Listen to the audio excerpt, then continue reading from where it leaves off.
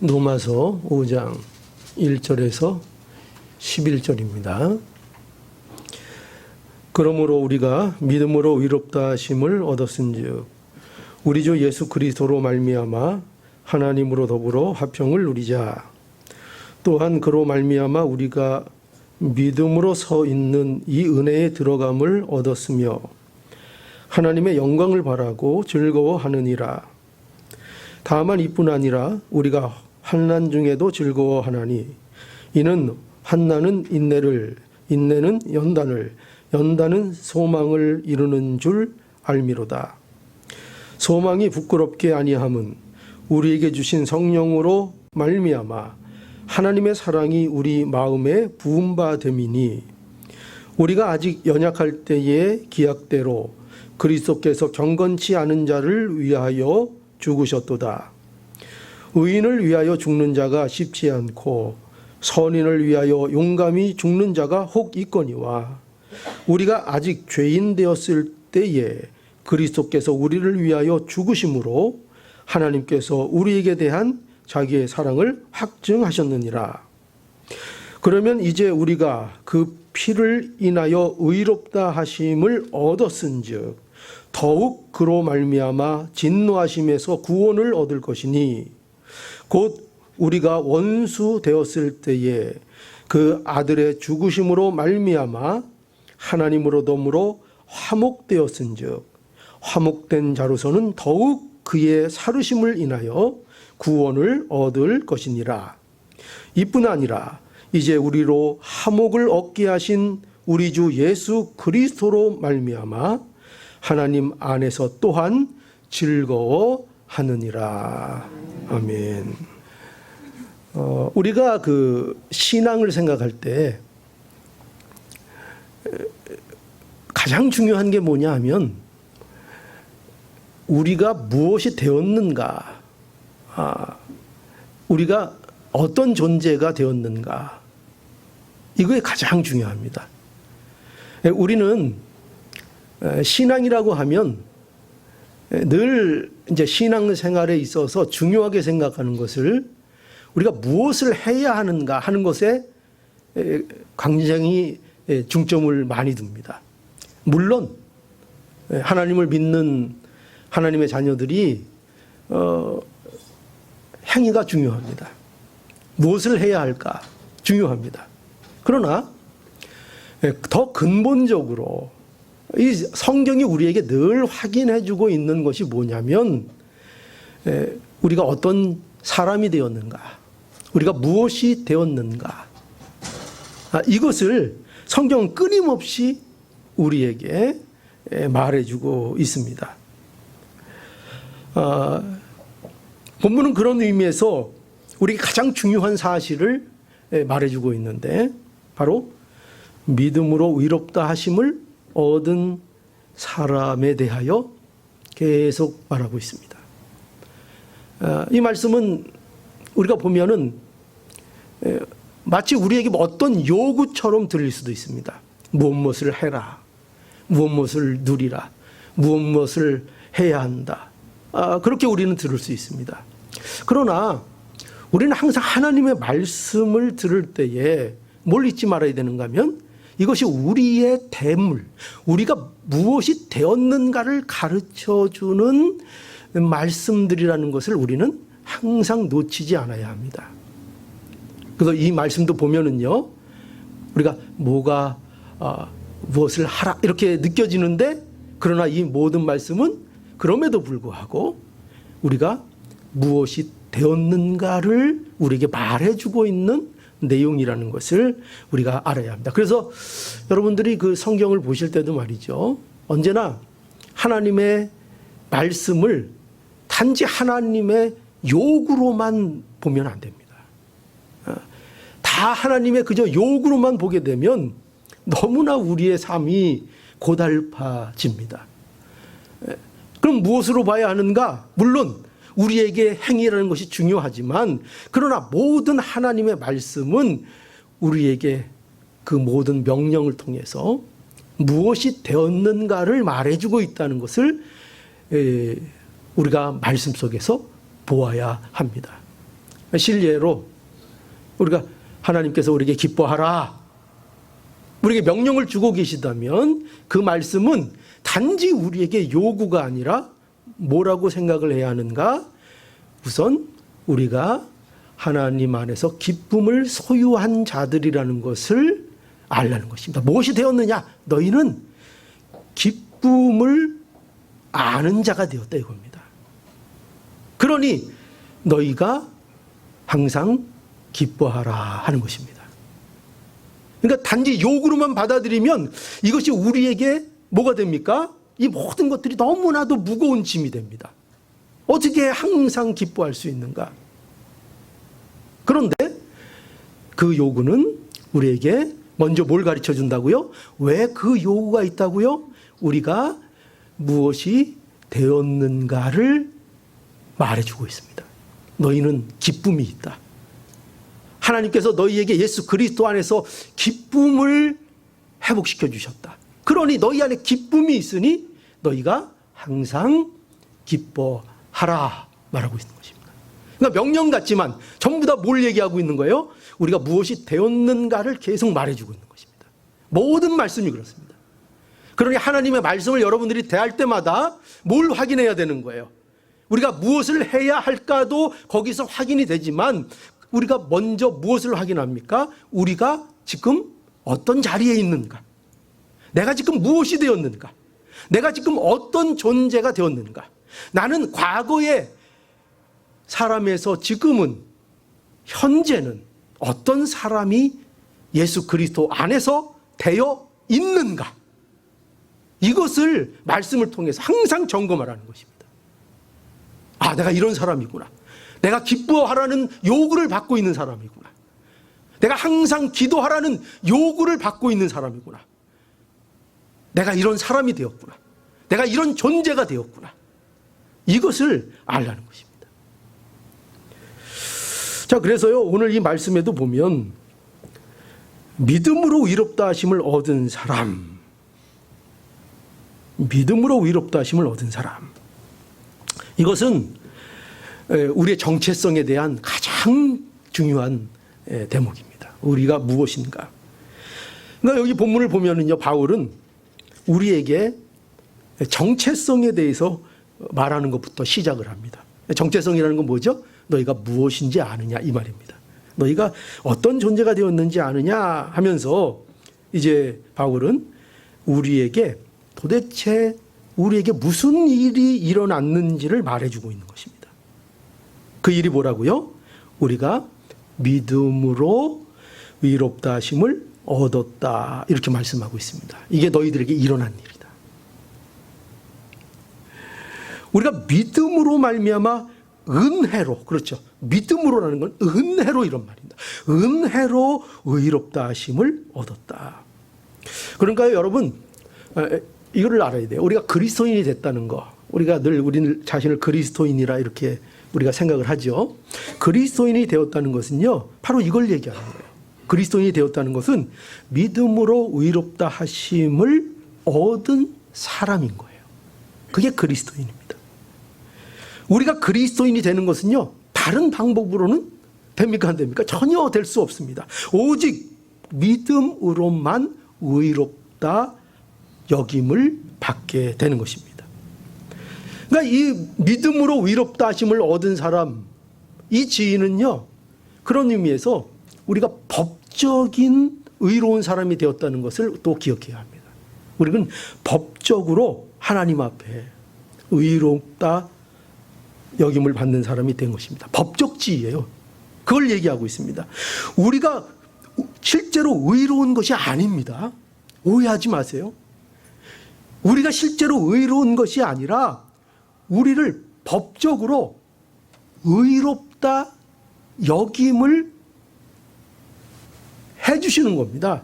그러니까 마치 법관이 선고하듯이, 법으로 이 사람은 죄가 없다고 선고하듯이 우리의 의로운 재판장이신 하나님께서 우리가 의롭다라고 여겨주시는 겁니다. 우리가 실제로 우리 자신이 어떤 흠도 없는 정말 의로운 사람이기 때문에 우리를 의롭다고 하는 것이 아닙니다. 우리는 예수를 믿지만 여전히 부족합니다. 우리가 늘 교리 시간에서 배우는 게 뭐죠? 우리의 비참함 중에서 우리가 배우는 것이 뭡니까? 우리는 의를 이룰 수 없다는 것입니다. 우리 스스로 하나님의 요구를 이룰 수 없다는 것입니다. 우리는 말과 행동과 생각으로 날마다 율법을 어기며 산다고 했습니다. 그게 우리의 현실입니다. 그러므로 우리는 누구도 예수를 믿는다고 해도 우리가 정말 의로운 자가 되었다고, 내가 의롭다고 생각해서는 안 됩니다. 왜냐하면 그것은 정말 아무 흠도 없어서 그런 것이 아니라 마치 가출소한 사람처럼 너는 무죄다 풀어줬어요. 그럼 그 사람이 이제 완벽한 사람입니까? 이제 완벽하게 깨끗한 사람입니까? 예, 출소했어도 여전히 그는 자유인이 되었지만 그는 여전히 부족하고 여전히 죄를 짓는 부족한 사람입니다. 감옥을 나가도 마찬가지예요. 우리도 마찬가지예요. 우리도 예수 그리스도 안에서 의롭다 여김을 받고 있지만 그것이 법적인 호칭입니다. 실제로 우리가 의롭다는 게 아니에요. 의롭게 봐주신다는 거예요. 여전히 부족한데, 여전히 연약한데, 그런데 우리를 의롭다고 여겨주십니다. 누구 때문에? 예수 그리스도 때문에. 예수님 때문에 그렇게 우리를 의롭다고 여겨주셔서 우리가 하나님의 나라에 들어가는 것입니다. 바로 성도가 이런 자리에 있는 사람입니다. 성도가 바로 이런 자리에 있습니다. 그래서요, 성도에게는 믿음으로 의롭다 하심을 얻은 사람이라는 것은 여기는 이런 의미를 담고 있습니다. 뭐냐면 첫 번째, 성도는 화평의 사람이라는 것입니다. 성도에게는 뭐가 있느냐? 성도가 이제 예전하고는 뭐가 달라졌는지 아세요? 이제 우리에게 화평이 있다는 것입니다. 이게 믿음으로 의롭다 하심을 얻었다는 의미입니다. 화평이 있다는 것입니다. 이제 우리에게 화평이 있는 것입니다. 오늘 1절을 보세요. 1절에 보니까 그러므로 우리가 믿음으로 의롭다 하심을 얻었은 즉 우리에 대한 선언이죠. 그죠? 우리가 어떤 자가 되었는가? 그거에 대한 선언입니다. 우리는 다 어떤 자가 되었다고 바울이 진술하고 있는가? 우리가 믿음으로 의롭다 하심을 얻은 자가 되었다고 말하고 있습니다. 그러면서 바울은 여기서 계속해서 무엇을 진술하는가 하면 그렇기 때문에 우리에게 무엇이 있는가를 말하고 있습니다. 무엇이 있다고요? 화평이 있다는 겁니다. 화평이. 우리가 믿음으로 의롭다 하심을 얻어서 화평, 하나님의 화평이 있는 존재가 되었다는 겁니다. 되었다는 겁니다. 앞으로 될 거라는 얘기가 아니라 되었다라는 것입니다. 우리가 하나님과 화해가 이루어졌다는 얘기입니다. 화해가 이루어졌다. 이게 성도입니다. 화해가 이루어진 사람. 그래서 바울은 우리에게 이러한 하나님의 화해가 있으니, 뭐가 있으니? 화해가 우리에게 이루어졌으니 우리 주 예수 그리스도로 말미암아 더불어 화평을 누리자, 이렇게 얘기하는 것입니다. 그러니까 누리자가 무엇이 전제가 돼 있죠? 화평이 너희에게 어떻게 됐다? 이루어졌다. 이미 하나님과 화목한 자가 되었다. 그러니 너희가 하나님과 더불어 화평을 누리라. 그러니까 그냥 무조건 우리에게 누리라는 것이 아닙니다. 무조건 우리에게 화목하라, 우리가 화평하게 지내라, 무조건 그렇게 말씀하시는 것이 아니라 우리가 이미 뭐가 되었기 때문이라는 거예요? 화평이 우리 안에 있기 때문이라는 것입니다. 예, 우리는 이미 화평한 자가 되었다. 여러분, 우리는요, 그래서 이미 화평을 소유한 자입니다. 이거 분명히 아셔야 돼요. 누구와의 화평? 하나님과의 화목이 이루어진 자가 여러분들이에요. 그게 바로 성도인 것입니다. 이것이 믿음으로 의롭다 하심을 얻은 사람의 상태예요. 이게. 우리는 이전에는 어떤 존재였습니까? 예수님을 알기 전에는 우리는 다 하나님 앞에 나아갈 수 없는 존재였어요. 하나님은 우리에게 있어서 너무나도 먼 분이셨습니다. 그런데 이제 우리는 얼마든지 하나님 앞에 나아갈 수 있는 사람이 된 것입니다. 이게 화목된 것입니다. 그 관계를 이제 누리게 된 거예요. 관계를. 그리고 이 관계를 이제 그 누구도 깰 수 없는 존재가 된 것입니다. 그러니까 우리는 무엇을 하며 살도록 부르심을 받은 거예요? 하나님과 화평을 누리며 하나님과의 관계 속에서 즐거워하는 자가 되도록 이미 부르신 것입니다. 이 자가 된 거예요. 이런 존재가 된 거예요. 이 사실을 명심하셔야 돼요. 그래서 여러분, 이런 화목이 이미 우리에게 이루어졌기 때문에 우리에게는 뭐가 있는가 하면, 그래서 우리에게 뭐가 있습니까? 우리에게 소망이 있는 것입니다. 우리에게 소망이 있습니다. 믿음으로 의롭다 하심을 얻었다는 것은 그런 의미에서 또 이것을 우리에게 알려줍니다. 성도에게는 뭐가 있다? 소망이 있다. 믿음으로 의롭다 하심을 얻은 사람에게는 뭐가 있는가? 소망이 있다는 거예요. 소망이. 이전에는 우리에게 소망이 없었습니다. 이전에는 우리에게 참된 소망이 없었습니다. 우리는 바라볼 수 없는 것들이 있었습니다. 그런데 이제 바라볼 수 있게 되었습니다. 오늘 2절에 보니까요, 바울은 그래서 이렇게 얘기합니다. 2절, 또한 그로 말미암아 우리가 믿음으로 서 있는 이 은혜에 들어감을 얻었으며 하나님의 영광을 바라고 즐거워하느니라. 자, 바울은 보십시오. 뭘 얘기하고 있는가? 우리가 어떤 자리에 들어가 있는지를 얘기하고 있죠. 어떤 자리에 있는가? 우리의 위치가 어딘가? 바울은 항상 이렇게 접근합니다. 항상 무엇을 권할 때, 무엇을 명령할 때 왜 그 명령을 하는지, 우리가 어떠한 존재가 되었는지, 우리가 있는 위치가 어디인지 그것을 우리에게 늘 확인시키고 하나님의 말씀을 합니다. 우리가 어떤 자리에 있는가? 우리는 어떤 자리에 있는가? 우리가 믿음으로만 의롭다 하심을 얻는 그 은혜의 자리에 들어가 있다는 것입니다. 그게 성도입니다. 그 은혜의 자리에 들어가 있습니다. 그래서 바울은 계속해서 우리가 어떠한 존재가 되었는지를 말해 주면서, 그리고 이제 우리가 그래서 어떤 변화가 일어났는지를 우리에게 말해주고 있습니다. 그것이 무엇입니까? 그것은 우리가 하나님의 영광을 바라고 즐거워한다는 것입니다. 이게 성도입니다. 누가 성도냐? 하나님의 영광을 바라보는 사람. 누가 성도냐? 그 하나님의 영광을 바라보며 그 하나님의 영광을 소원하는 것으로 즐거움을 삼는 사람들을 성도라고 말하고 있는 것입니다. 여러분, 여기 하나님의 영광이라는 것은 뭐냐면요, 하나님께서 마지막 날에 우리에게 완성시키실 우리의 영광을 얘기합니다.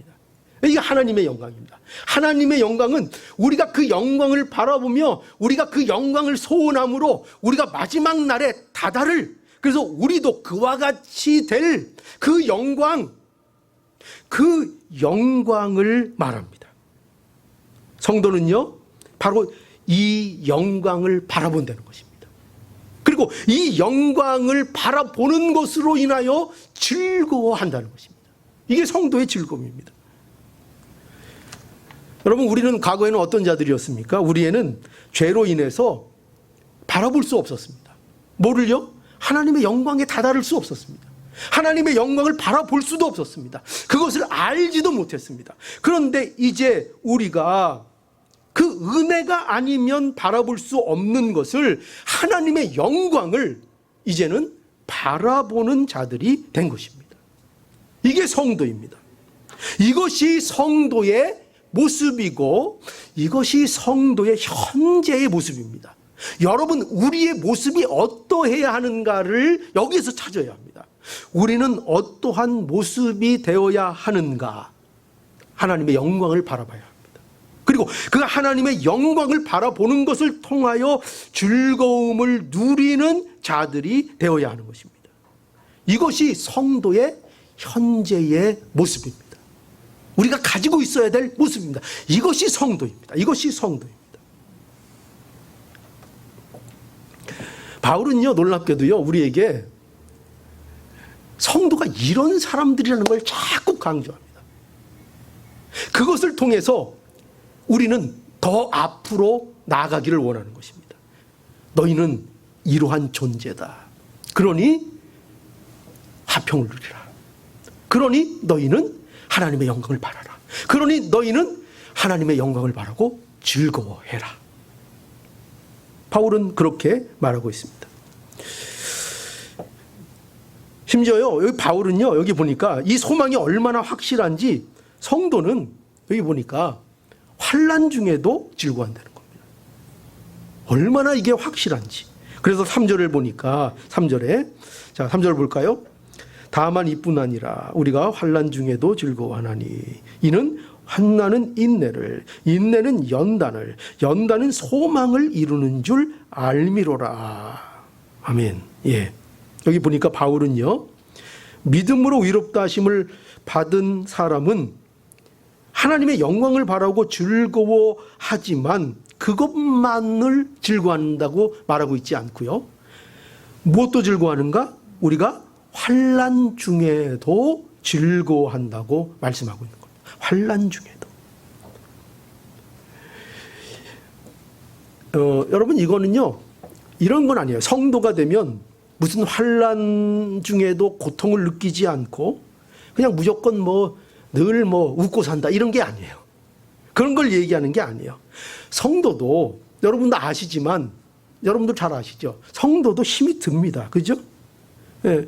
여러분, 우리의 삶에도 환난이 있고 고난이 옵니다. 그리스도인에게도 이런 것들이 오는 겁니다. 우리도 어려움을 당하고요. 그리고 우리도 실망하는 일들이 많이 생깁니다. 그런 일이 없지 않습니다. 이 현실은 누구나 고통스럽고 누구나 실망을 느낍니다. 성도도 마찬가지입니다. 그러나 성도는요, 뭐가 다른가? 성도는 안다는 거예요. 뭘 아는가? 환난이 우리를 실패케 하지 못한다는 것을 안다는 겁니다. 이게 성도입니다. 우리가 당하는 어려움들이, 실망스러운 일들이 우리를 망하게 하지 못한다는 겁니다.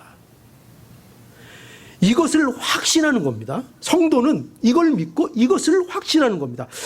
이 확신이 있기 때문에 환난 중에도 뭐가 가능한 거예요? 즐겁다 그러는 겁니다. 정신 나가서 그런 게 아니에요. 환난 중에도 즐거운 겁니다. 왜? 그 환난이 마침내 뭘 이루는 줄 안다고요? 소망을 이루는 줄을 안다는 것입니다. 이것이 의롭다 여김을 받은 자들의 모습입니다. 그러니까 여러분, 우리가요, 얼마나 놀라운 자리에 있는 줄을 알아야 합니다. 이걸 우리 자신이 모르면 어떡합니까? 그렇죠? 우리가 얼마나 놀라운 자리에 있는지, 환난이 우리를 실패케 하지 못하는 그 자리에 우리가 와 있다는 걸 알아야 합니다. 이미. 이건 앞으로 그렇게 되라는 얘기가 아닌 거예요. 예수 그리스도를 믿는 자들은 믿음으로 말미암아 의롭다 하심을 얻은 사람은 다 이와 같다는 겁니다. 이런 상태에 있다는 것입니다.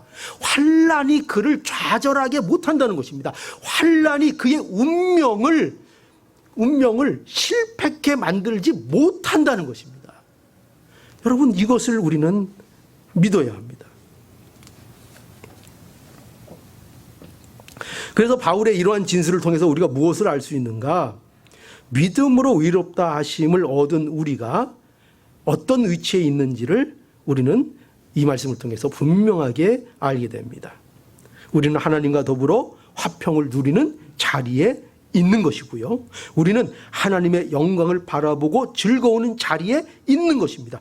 누구도 이 자리에서 우리를 끌어내리지 못합니다. 누구도 못합니다. 이것이 성도의 정체성입니다. 이것이 믿음으로 위롭다 하심을 입은 사람입니다.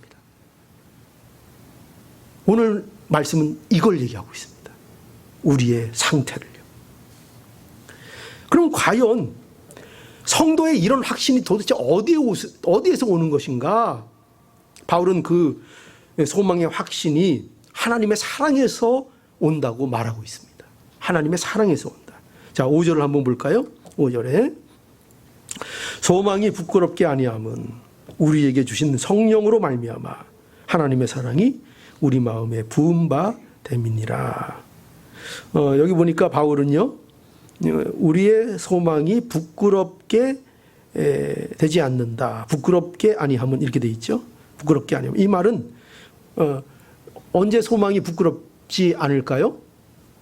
소망을 품었는데 그 소망이 실패로 돌아갔어요. 그러면 그 소망이 어떻게 됩니까? 부끄러운 것이 되는 거죠.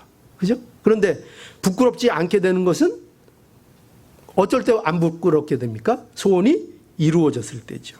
그러니까 여기서 소망이 부끄럽게 아니함은 이것은 뭐냐면 우리의 소망이 꼭 이루어진다는 것입니다. 우리의 소망은 꼭 이루어진다. 그리고 그렇게 확신하는 근거가 뭐냐면 하나님의 사랑이 우리 마음에 부어졌기 때문이라고 이제 바울은 말하고 있습니다. 하나님께서 우리에게 우리 마음에 뭘 쏟아 부으셨어요? 하나님의 사랑을 쏟아 부으셨다 하는 겁니다. 하나님의 사랑을 쏟아 부으셨다. 요한일서 4장 9절에서 10절. 하나님의 사랑이 우리에게 이렇게 나타난 바 되었으니 하나님이 자기의 독생자를 세상에 보내심은 저로 말미암아 우리를 살리려 하심이니라. 사랑은 여기에 있으니 우리가 하나님을 사랑한 것이 아니요 오직 하나님이 우리를 사랑하사 우리 죄를 위하여 화목제로 그 아들을 보내셨음이니라. 아멘. 예. 여기 보니까 우리를 향한 하나님의 사랑 말하고 있죠. 우리를 향한 하나님의 사랑의 특징이 뭐예요? 뭐라고 돼 있죠? 여기 보면 하나님의 일방적인 사랑이라는 거예요. 어떻게 우리와 하나님과의 화목이 이루어졌는가 할 때 놀랍게도 하나님의 일방적인 사랑으로 이루어졌다는 것입니다. 이게 무슨 말인가 하면 우리가 사랑할 만해서 사랑한 게 아니라는 거예요. 그래서 바울은 본문 말씀에 보면 성령으로 말미암아 사랑이 우리 마음에 부은 바 되었다 이렇게 얘기하고 있죠. 우리가 어떤 자인가를 보고 주신 사랑이 아니라 온전히 하나님 편에서 쏟아 부으신 사랑이라는 뜻입니다. 그러니까 메마른 땅에 단비가 그냥 쏟아진 것 같은 거예요. 그러니까 땅이 무엇을 할 수 있습니까? 땅이 아무것도 할 수 없잖아요. 그런데 어떻게 그 땅이 적셔질 수 있습니까? 하늘에서 비가 내려야 되는 거죠. 비가 내리면 적셔지는 겁니다. 그것처럼 우리에게 대한 하나님의 사랑은 일방적인 사랑으로 우리에게 부어진 사랑입니다. 우리에게 부어졌고 그 사랑이 우리에게 채워지는 것입니다. 그래서 6절에도 보면 뭐라고 되어 있는가 하면 우리가 연약할 때 이렇게 되어 있습니다. 우리가 연약할 때. 또 8절에는 보면은 우리가 아직 죄인 되었을 때 우리를 위하여 그리스도께서 죽으심으로 하나님의 사랑이 우리의 마음에 부어졌다. 여기 확증되었다 이렇게 되어 있죠. 우리에게 그 사랑이 부어진 것입니다. 언제 부어졌다고요? 우리가 아직 연약할 때에, 우리가 아직 죄인 되었을 때에, 그때에 하나님의 사랑이 우리에게 온전히 부어졌습니다. 또 6절에 보면 여기 이런 단어가 있습니다. 기약대로. 기약대로라는 것은 사람의 계획이 아닌 하나님의 뜻대로 이런 말입니다. 사람의 계획으로 된 것이 아니라 하나님의 뜻에 의하여 하나님의 사랑이 우리에게 부어졌다는 것입니다. 이 부어진 사랑, 이걸 알아야 됩니다. 우리에게 부어진 사랑, 실제적으로 우리에게 사랑이 부어진 것입니다. 이 말씀은, 이 진술은, 이와 같은 사실은 이것은 어떤 추상적인 내용을 얘기하는 것이 아닙니다. 하나님의 사랑은 실제적으로 우리에게 이루어진 사랑을 말하고 있는 것입니다. 어떻게 이루어졌습니까? 독생자를 죄인 되었을 때에 영원한 대속의 제물로 내어 주심으로 이루어진 것입니다. 예수께서 어린 양이 되신 거죠. 예수께서 실제로 어린 양이 되셔서 우리를 대신하여 죽으신 것입니다. 이것은 실제적인 사건이며 실제적인 사랑이 우리에게 부어지고 우리에게 채워진 것입니다. 이 일로 인하여. 이것이 우리에게 소망이 있는 증거입니다. 우리에게 소망이 있다고 확신하는 이유입니다. 우리의 소망이 실패되지 않는다고 우리가 믿는 이유입니다. 우리에게 누구의 사랑이 쏟아 부어졌다고요? 하나님의 사랑이 쏟아 부어졌습니다.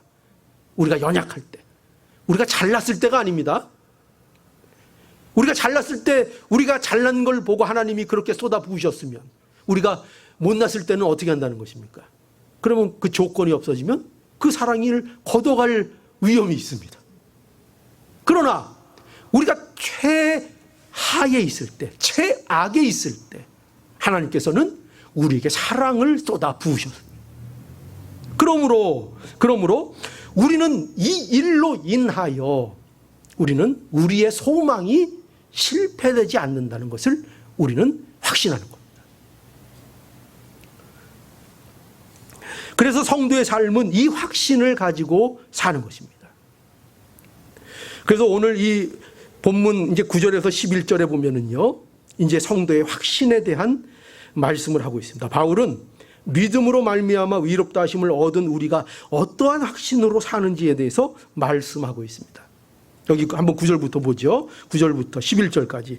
자, 그러면 이제 우리가 그의 피로 인하여 의롭다 하심을 얻었은즉 더욱 그로 말미암아 진노하심에서 구원을 얻을 것이니 곧 우리가 원수 되었을 때에 그 아들의 죽으심으로 말미암아 하나님으로 더불어 화목되었은즉 화목된 자로서 더욱 그의 살으심을 인하여 구원을 얻을 것이니라 고 말하고 있습니다. 확신하고 있죠. 뭘 확신하고 있습니까? 구원을 확신하고 있습니다. 우리가 마지막 날에 하나님의 심판의 날에 우리는 하나님의 진노를 면할 수 있을 것이라고 확신하고 있습니다. 그러면서 11절 보십시오. 이뿐 아니라 이제 우리로 화목을 얻게 하신 우리 주 예수 그리스도로 말미암아 하나님 앞에 또한 즐거워하느니라. 즐거워한다. 누가요? 우리가요. 우리의 모습입니다. 바울은 여기에서 더욱이라는 말을 계속 사용하고 있습니다. 2번 사용했습니다. 더욱. 무엇을 강조합니까? 우리의 구원의 확실성을 더욱 강조하고 있는 것입니다. 확실하다. 예수 그리스도로 인하여 그의 피의 공로로 인하여 구원받은 우리가 더 그리스도의 사심으로 인하여 우리에게 더욱더 확실한 구원의 마지막이 우리에게 이루어질 것이다. 그 영광이 우리에게 이루어질 것이다 라고 확신하고 있는 것입니다. 이것은 우리 미래에 대한 확신입니다. 우리의 미래를 확신하는 것입니다. 성도는 어떤 자들인가? 현재를 살면서 우리의 미래에 대하여, 영원한 미래에 대하여 확신하며 소망을 가지고 사는 자들을 우리는 성도라고 말할 수 있습니다. 우리는요, 구원을 받았습니다. 성도는 구원을 받은 것입니다. 그렇죠? 예수 그리스도를 구주로 믿는 자들은 이미 무엇을 받았습니까? 구원을 받았습니다. 구원이 우리 안에 있습니다. 그래서 구원을 받은 자들은, 즉 믿음으로 말미암아 의롭다 하심을 얻은 사람은 이제 현실에서 무엇을 할까요? 구원을 받았기 때문에 그는 구원을 이제 이루어 나갑니다. 구원의 삶을 삽니다. 화평을 누리자. 그 화평을 누립니다. 영광을 바라보자. 즐거워하자. 그 삶을 성도들은 어디에서 누립니까? 지금 현재에서 누립니다. 성도의 삶에 있어서 가장 중요한 순간은 언제인가 하면은 과거도 아니고 미래도 아니고 가장 중요한 건 현실입니다. 언제나 우리의 신앙은 언제 해야 되는 것이냐? 현재 해야 하는 것입니다. 내일 한다고 생각하면 속는 겁니다. 과거에 내가 잘했다고 생각하는 건 속는 겁니다. 언제나 우리의 신앙은 현재가 중요합니다. 현재 신앙으로 살아야 하며 현재 신앙의 구원을 이루어 나아가야 하는 것입니다. 우리에게 과거는 지나간 일이며 미래는 우리의 것이 아직 아닙니다. 우리는 언제나 현재를 삽니다. 이 세상에 미래를 사는 사람은 아무도 없습니다. 여러분, 내일이면 미래 아니냐고요? 여러분, 내일 아침 일어나 보십시오. 그럼 여러분들은 뭐가 됩니까? 그 내일은 여러분들의 현재가 됩니다. 여러분들은 미래를 살아갈 재간이 없습니다. 여러분들은 언제나 현재를 살게 되어 있습니다. 현재를. 내일도 현재를 살 것이고 내일 모레도 여러분은 현재를 살 것입니다. 그런데 우리의 신앙생활에 가장 중요한 것은 그 현재를 어떻게 사는가입니다. 현재의 구원이 없으면, 현재의 구원을 이루어나가는 것이 없으면 그것은 우리의 미래의 구원도 없다는 얘기입니다. 그걸 알아야 됩니다. 우리는 구원을 이미 받았고 구원을 현재 이루어나가는 중에 있고 그 이루어나가는 구원은 마침내 우리에게 완성될 것입니다. 마지막 날에요. 그래서 구원에는 항상 세 가지를 생각해야 합니다. 구원은 과거의 구원, 현재의 구원, 미래의 구원이 있다는 것을 알아야 합니다. 그리고 이 구원은 우리가 받은 이 구원은 그것이 과거, 현재, 미래로 존재하지만 그러나 이것은 하나라는 것을 알아야 합니다. 하나로 연결되어 있다는 것을 알아야 합니다. 지금 내가 현재 믿음의 구원의 삶을 살고 있는데 과거의 구원의 경험이 없으면 그것이 가능하지 않습니다. 믿음으로 말미암아 의롭게 되는 구원의 역사가 없으면 우리는 현재 구원의 삶을 살 수 없습니다. 구원의 삶이 없으면 미래의 구원의 완성도 없습니다. 그러니 구원을 받은 자는 반드시 어디로 나갑니까? 구원의 삶으로 나갑니다. 구원의 삶이 있는 사람은 반드시 어디로 나갑니까? 영원한 구원의 완성에 나아갑니다. 이 중에 그 어떤 것도 빠질 수 없습니다. 빠질 수 없습니다. 그러므로 믿음으로 의롭다 하심을 얻은 사람은 우리가 이미 구원을 받았다는 것과 또한 우리의 구원이 완성이 이루어진다는 확신을 가지고 어디에서 사는 겁니까? 현재에서 구원을 이루며 사는 것입니다. 그렇죠? 어떤 확신을 가지고요? 내가 구원을 받았다는 확신을 가지고, 그죠? 그 확신을 가지고 내가 믿음으로 말미암아 의롭다 하심을 얻은 자이다는 확신 속에서 뭘 바라본다고요? 내가 완성될, 내가 바라볼 하나님의 영광의 완성, 나에게 이루어질 그 하나님의 영광을 바라보고 즐거워합니다. 과거가 있죠. 그 과거를 통해서 나는 미래를 봅니다. 바라봅니다. 그 미래를 바라보는 나는 어디에 있습니까? 지금 현재에 있습니다. 현재에서 그걸 바라보고 있습니다. 이게 성도의 삶입니다. 이 자리에 모든 성도들이 있는 것입니다. 이게 신자의 삶입니다. 여기에서 우리는 확신하며 살아가야 할 것입니다. 무엇을 확신합니까? 우리의 소망은 실패되지 않습니다. 그러니 하나님과의 화평을 누리고 하나님의 영광을 바라고 즐거워하는 삶이 저와 여러분들의 실제적인 삶이 될 수 있기를 오늘 이 말씀을 통해서 간절히 축복합니다. 예, 기도하시겠습니다.